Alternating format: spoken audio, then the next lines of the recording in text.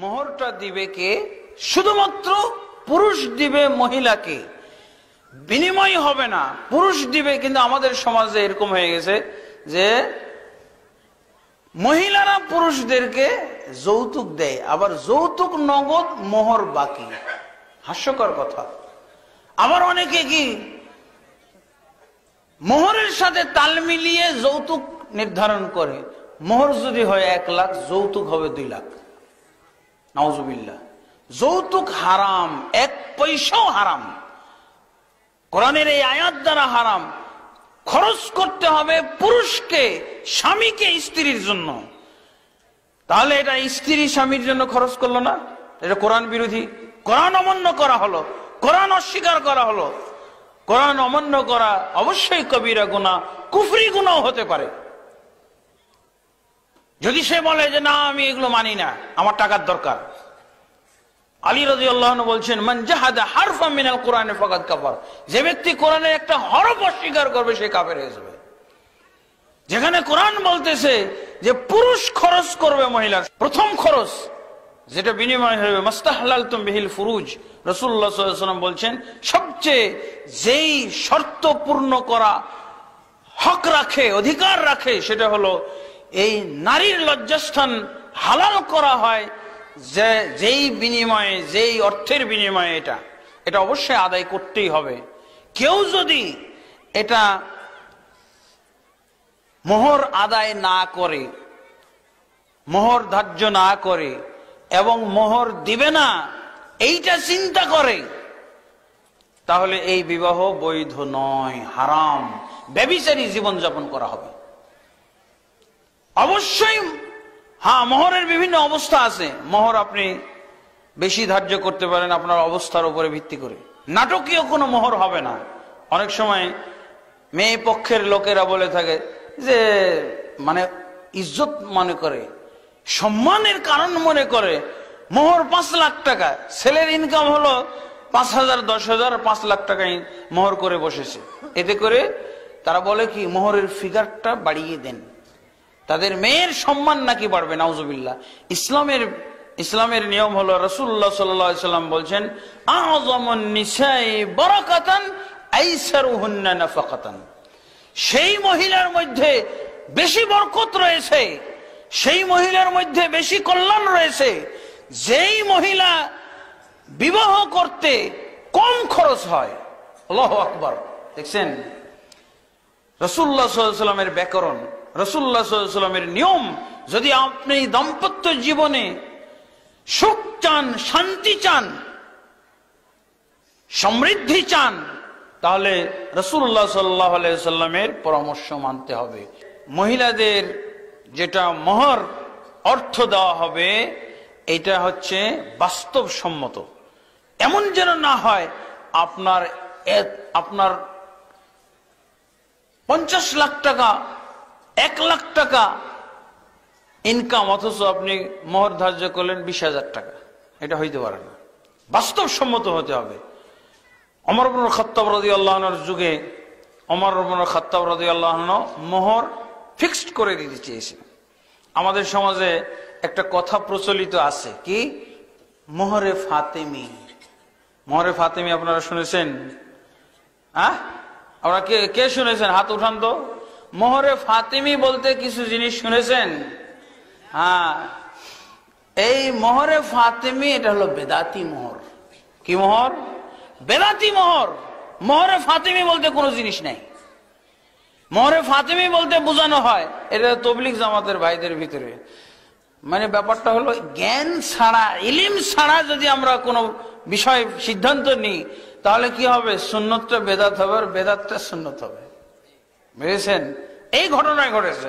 মোহরে ফাতেমি বলতে কোনো কিছু নাই। ফাতেমি বলতে বোঝায় কি, যে আল্লাহর রাসূল আলী রাদিয়াল্লাহু আনহু ফাতেমাকে যেই মোহর দিয়েছিলেন বিবাহের সময়, এই মোহর এই পরিমাণ বা ওই পণ্যর সাথে তুলনা করে মূল্য নির্ধারণ করে যে মোহরটা আসে, ওটাকে মোহরে ফাতেমি বলা হয়। মোহরে ফাতেমি হলো বিদাতি মোহর। মোহর হবে বাস্তবসম্মত। আপনার যেমন অর্থ, যেমন যে পরিমাণ সম্পদ, যেমন পরিমাণ সম্পদ, ওরকম হবে আপনার মোহর। কম হলে কম। আর এটা অবশ্যই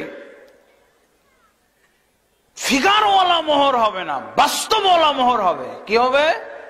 বাস্তবসম্মত মোহর হবে, ফিগারওয়ালা মোহর নয়। যে না বেশি করে দেন, কেমন কেমন হয়, মানুষ কি বলবে।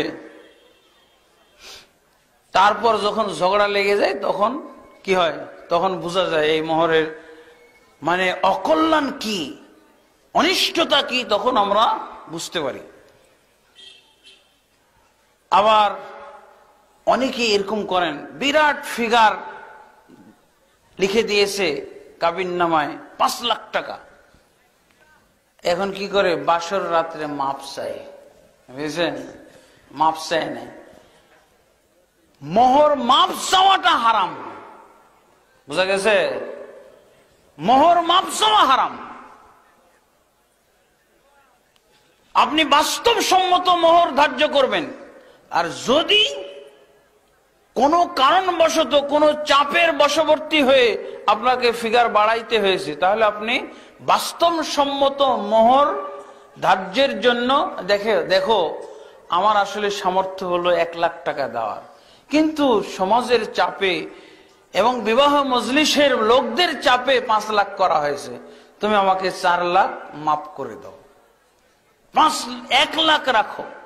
এটা হইতে পারে, বাস্তবতায় আসতে পারে, অবাস্তব হয়েছে, বাস্তবতার জন্য মাপ চাইতে পারে। কিন্তু একেবারে এটাকে নিয়ম বানিয়ে ফেলা যে মোহর মাপ চেয়ে নেব, এই মাপ চাওয়াটা হারাম। কারণ এই সময় তোর মন দুর্বল, ও তো মাপ দিয়ে দিতে পারে, কিন্তু সেই মাপ তো আসলে বাস্তবে মাপ না, এটা লজ্জার মাপ। এটা তোমাকে উপেক্ষা করতে পারছে না, তোমাকে এই মুহূর্তে এই বাসর রাত্রে বাসরের বিছানায় তোমাকে এখন না বলতে পারছে না, সে অপারক না বলতে। যাক কিছুদিন পর 2-একটা ঝগড়া হোক, কি বলে, তারপরে তুমি মাপ চাও দেখি। আজকের রাত্রে না, 2-একবার ঝগড়া হওয়ার পর মাপ চাই না, ঠিক আছে? ঝগড়া হয় না, 2-একবার ঝগড়া হওয়ার পর মাপ চান, ও মাপ দেয় কিনা? এই রাত্রে কেন, প্রথমেই কেন? এই মাপ চাওয়াটা একটা বেদাত এবং কুসংস্কার। বিবাহের ক্ষেত্রে মাপ চাওয়া যাবে না, আপনি আগেই হুঁশ করেন। তারপরে আবার অনেকে এরকম চিন্তা করে যে একটা ফিগার করে দিব না। কতজনই দেয় নাই, বাপ দাদারা শুনছি যে দেয় নাই, মারা গেছে। এগুলো ভুল করেছে বাপ দাদারা, ভুল দিয়ে ভুল শুধরানোর চেষ্টা করবেন না। ভুল ভুল, বাপ দাদা ভুল করেছে, আমি ভুল করবো না, আমি ভুল করতে পারি না। ভুল দিয়ে আপনি ভুলটাকে শুধরাবেন যে আমার দাদাও তো দেয় নাই, আমার বাবাও তো দেয় নাই, মারা গেছে, তারপর আমার মা মাপ দিয়ে দিচ্ছে।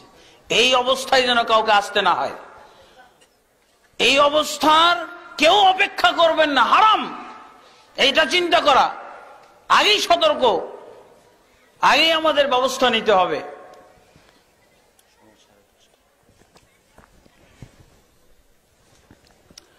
আলহামদুলিল্লাহ, আল্লাহ তাবারক ওয়া তাআলা আরেকটা খাত মহিলাদের উল্লেখ করেছেন। সৌদি আরব বা আরব বিশ্বে আমরা যেটা দেখে থাকি,